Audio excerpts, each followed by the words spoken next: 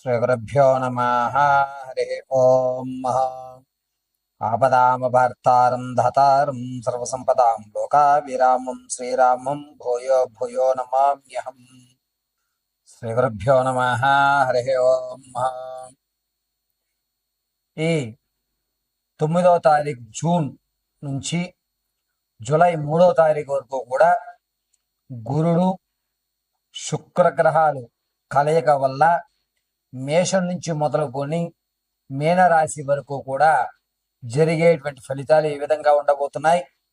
ఈ గురుల్లో శుక్రుడు ప్రవేశిస్తూ ఉండడం వల్ల జరిగేటువంటి విపత్తులు కానీ మంచి అవకాశాలు ఏమన్నా మన లైఫ్లో ఈ నెలలో ఏమన్నా మార్పులు సంభవించవచ్చా, ఆర్థిక ఇబ్బందుల నుంచి మనం ఏ విధంగా బయటపడడానికి ఏమైనా మార్గాలు ఉన్నాయా, అనారోగ్య సమస్యల నుంచి బయటపడడానికి అవకాశం కలుగుతోందా అనేటువంటి విషయాన్ని మనం మేషం మొదలు పెట్టుకుని మీనరాశి వరకు కూడా మనం విశదీకరించి చెప్పుకుందాం.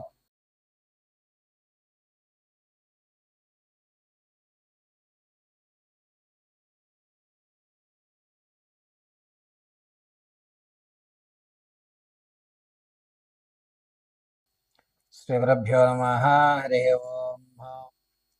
మీనరాశి మీనరాశి వారికి జూన్ 9వ తారీఖు నుంచి జూలై 3వ తారీఖు మధ్యలో గురువులో శుక్రుడు ప్రవేశిస్తూ ఉండడం వల్ల అద్భుతమైన ఫలితాలుగా చెప్పవచ్చు. అనుకున్న పనులు అనుకున్న సమయంలో పూర్తవుతాయి. అంతేకాకుండా విందు వినోదాల్లో ఎక్కువగా పాల్గొనడం, మిమ్మల్ని ఆదరించే వాళ్ళు ఎక్కువ అవడం, ఎప్పుడు మిమ్మల్ని కలిసి అంటిపెట్టి ఉండుకోవడం, కొత్త కొత్త స్నేహితులు ఏర్పడడం, జీవితం అంటే ఇలా ఆనందదాయకంగా ఉండాలి అనేటువంటి వాతావరణంలో మీరు ఈ నెలంతా గడుపుతూ ఉంటారు. ధనాన్ని లెక్క చేయరు. అప్పులదేముందే తర్వాత తీర్చుకోవచ్చులే, ముందు మనం ఆహ్లాదకరంగా ఉండాలి అని ఒక నిర్ణయానికి రావడం, అప్పుల విషయాన్ని ఎక్కువగా టెన్షన్ తీసుకోకుండా అయ్యే టైంకి అవుతాయిలే అనేటువంటి ఒక నిర్లక్ష్య ధోరణితో ఉండడం జరుగుతుంది. పైగా ధనం ఉంటేనే మనల్ని గుర్తిస్తారు అని చెప్పి ధనాన్ని విచ్చలవిడిగా ఖర్చు పెట్టి జనాల్లో ఆదరణ పొందేటువంటి అవకాశం లభిస్తుంది. ఈ మీన రాశి వారు రానున్న రోజుల్లో ఇబ్బంది పడటానికి ఈ విందు వినోదాలు అనేవి ఎక్కువగా దోహదపడేటువంటి అవకాశం గోచరిస్తుంది. ఈ నెలలో మిమ్మల్ని ఇబ్బంది పెట్టేవారు లేకపోవడం వల్ల ఎక్కువ శాతం ఆహ్లాదకరమైన వాతావరణాన్ని మాత్రమే ఏర్పరచుకోవడానికి చూస్తూ ఉంటారు. పైగా మీన రాశి వారు వ్యాపారాల్లో లాభాలు చూడటం, శత్రువుల మీద జయం లభించడం ఒక శుభసూచకంగా పరిణామంలో పెట్టుకుని నా అంతటోడు లేడు అనేటువంటి మాటని మాట్లాడుకుని అహం బ్రహ్మాస్మి అనేటువంటి నాళ్ళు ఎదరికి వెళ్ళడం ఈ నెలలో జరుగుతూ ఉంటుంది. అంతేకాకుండా తాత ముత్తాత నుంచి రావాల్సినటువంటి ఆస్తి చివర్ల వరకు వచ్చి ఆగిపోతుంది. అయినా పర్వాలేదులే, వస్తుందన్న నమ్మకం నాకు ఉంది, ఇక్కడ వరకు వచ్చింది కదా అనేటువంటి ఓవర్ కాన్ఫిడెన్స్ ఎక్కువ అవుతుంది. పైగా వ్యాపారాల్లో కానీ ఆర్థిక విషయాల్లో కానీ ఎక్కువగా ఆలోచన చేయరు.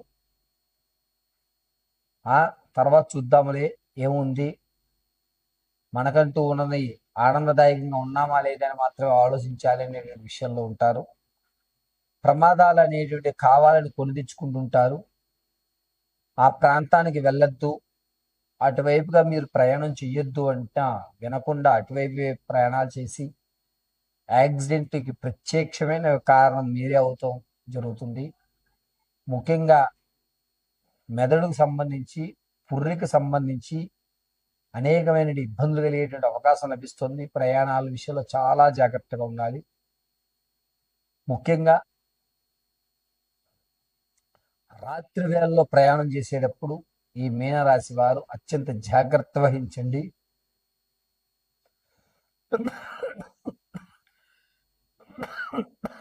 రిపీట్ అత్యంత జాగ్రత్త వహించండి.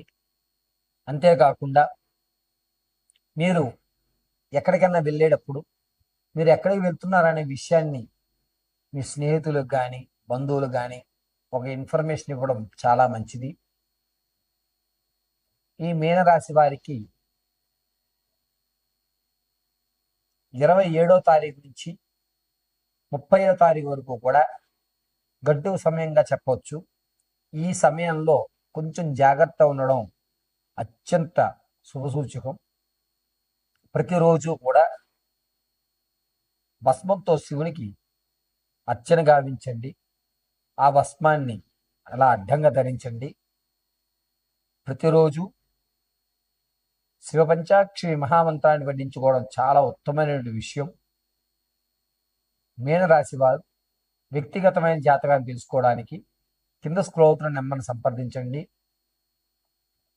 ఒకవేళ మీకు date of birth, time, place of birth తెలియకపోతే మీ ఫోటోని పంపించడం, మేము అడిగేటువంటి ప్రశ్నలకు మీరు సమాధానం చెప్పడం వల్ల మీ సమస్య పూర్తి పరిష్కారాన్ని వివరించి చెప్పడం జరుగుతుంది.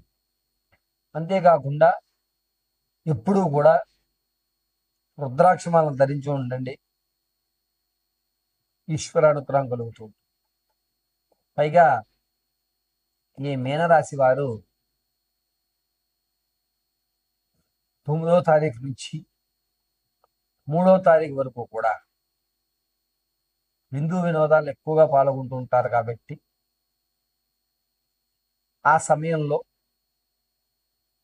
ఎవరు మన శత్రువులు, ఎవరు మన మిత్రులు, మనం మాట్లాడేటువంటి విధానం వల్ల ఎవరు మనసు నొచ్చుకుంటుంది అనేది ఒక్క క్షణం ఆలోచించి మాట్లాడుకోండి. మీ మాట వల్ల ఇతరుల యొక్క మనోభావాలు దెబ్బతినేటువంటి అవకాశం ఎక్కువగా గోచరిస్తుంది. కాబట్టి ఈ విషయంలో కొంచెం జాగ్రత్తగా ఉండడం చెప్పదగ్గ సూచన. ప్రతిరోజు కూడా భస్మధారణ చేయండి. కలిసి వచ్చేటువంటి అవకాశం లభిస్తుంది. పైగా ఈ మీనరాశి వారు 9వ తారీఖు నుంచి 3వ తారీఖు మధ్యలో వీలున్నంత వరకు కూడా శివాలయంలో ఎక్కువ సమయం కేటాయించే అవకాశాన్ని ఏర్పరచుకోండి. సర్వం పరమేశ్వర అర్పితమస్తు.